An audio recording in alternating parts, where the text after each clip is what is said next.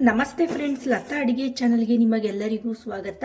ನಾನಿವತ್ತು ರೊಟ್ಟಿ, ಚಪಾತಿ, ದೋಸೆ, ಪೂರಿ ಎಲ್ಲದಕ್ಕೂ ಯೂಸ್ ಆಗುವಂತಹ ತರಕಾರಿ ಪಲ್ಯನ ಮಾಡಿದ್ದೀನಿ. ಈ ರೀತಿ ತರಕಾರಿ ಪಲ್ಯನ ಮಾಡೋದು ಹೇಗೆ ಅಂತ ಹೇಳಿ ನೋಡ್ಕೊಂಬರೋಣ.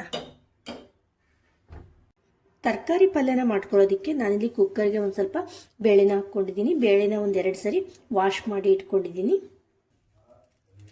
ಹಾಗೆಯೇ ತರಕಾರಿನ ನೋಡೋದಾದರೆ ನಾನಿಲ್ಲಿ ಒಂದೆರಡು ಕ್ಯಾರೆಟು, ಒಂದು ಸ್ವಲ್ಪ ಬೀನ್ಸು, ಒಂದು ಟೊಮೊಟೊ, ಒಂದು ದೊಡ್ಡ ಸೈಜು ಆಲೂಗಡ್ಡೆ, ಒಂದು ಸ್ವಲ್ಪ ಹಸಿರು ಬಟಾಣಿ ಹಸಿವು ಈಗ ಸೀಸನ್ ಇರೋದ್ರಿಂದ ನಾನು ಹಸಿ ಬಟಾಣಿನ ಯೂಸ್ ಮಾಡ್ಕೊಂಡಿದ್ದೀನಿ. ಹಾಗೆಯೇ ಒಂದು ಕ್ಯಾಪ್ಸಿಕಮ್ಮು.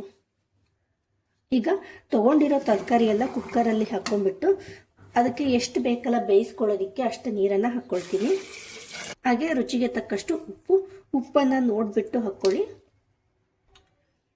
ತರಕಾರಿನ ಬೇಯಿಸ್ಬೇಕಾದ್ರೆ ಉಪ್ಪನ್ನು ಹಾಕ್ಕೊಳ್ಳೋದ್ರಿಂದ ತರಕಾರಿಗೆ ಉಪ್ಪು ಎಲ್ಲ ಚೆನ್ನಾಗತ್ತೆ, ಹಾಗೆಯೇ ಪಲ್ಯ ಟೇಸ್ಟು ಸಹ ಬರುತ್ತೆ.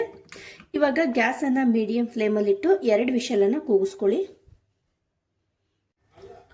ಇವಾಗ ಒಂದೆರಡು ವಿಷಲಾಗಿ ಕುಕ್ಕರ್ ಕೂಡ ತಣ್ಣಗಾಗಿದೆ.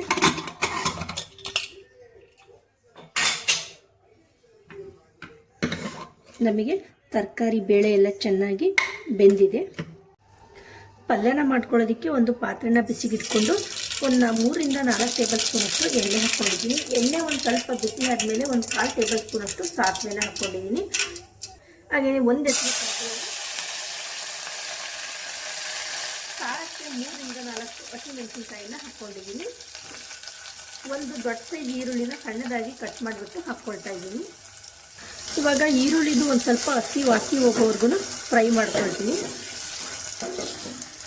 ಇವಾಗ ಈರುಳ್ಳಿ ಫ್ರೈ ಆಗಿದೆ. ಒಂದು ಅರ್ಧ ಟೇಬಲ್ ಸ್ಪೂನಷ್ಟು ಅರಿಶಿನ ಪುಡಿನ ಹಾಕ್ಕೊಳ್ತಾ ಇದ್ದೀನಿ.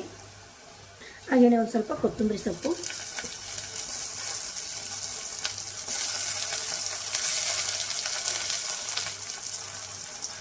ರುಚಿಗೆ ತಕ್ಕಷ್ಟು ಉಪ್ಪು. ನಾವು ಆವಾಗಲೇ ತರಕಾರಿನ ಬೇಯಿಸ್ಕೊಳ್ಳುವಾಗ ಉಪ್ಪನ್ನು ಹಾಕ್ಕೊಂಡಿದ್ವಿ, ಅದಕ್ಕೋಸ್ಕರ ಉಪ್ಪನ್ನು ನೋಡಿಬಿಟ್ಟು ಹಾಕ್ಕೊಳ್ಳಿ.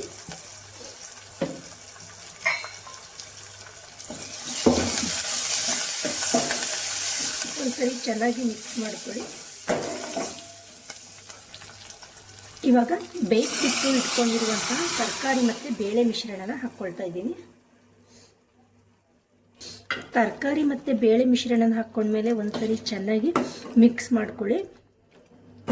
ಹಾಗೆಯೇ ಉಪ್ಪನ್ನು ಚೆಕ್ ಮಾಡ್ಕೊಳ್ಳಿ. ಉಪ್ಪು ಕಡಿಮೆ ಆಗಿತ್ತು ಅಂತ ಹೇಳಿದ್ರೆ ನೀವು ಬೇಕಂದರೆ ಮತ್ತೆ ಒಂದು ಸ್ವಲ್ಪ ಆ್ಯಡ್ ಮಾಡ್ಕೊಳ್ಳಿ.